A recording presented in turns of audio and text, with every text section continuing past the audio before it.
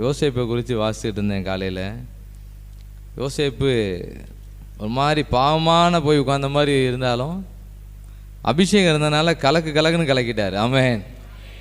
அண்ணன்மாரையும் வந்து பாருங்காரு, ராஜாவையும் வந்து பாருங்காரு, எல்லாரையும் ஒரு கலக்கிட்டார்.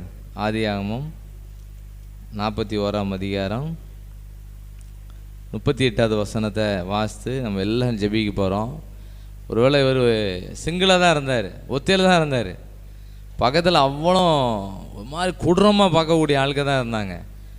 ஆனால் இவருக்குள்ளே இருந்த அபிஷேகம் எல்லாரையும் வந்து பாருன்னு ஆக்கிட்டு. ஆமென். அல்லேலூயா. அண்ணன்மாரெலாம் முதல்ல ரொம்ப ஸ்டாண்டர்டாக பேசிக்கிட்டு இருந்தாங்க. கடைசியில் பிரச்சனை வரும்போது ட்ரெஸ் எல்லாம் கிழிச்சிருவாங்க. ஐயோ நாங்கள் என்ன தவறு செஞ்சோம், எங்களுக்கு ஏன் அப்படி நடக்க அப்படிம்பாங்க. எப்படி இப்படிலாம்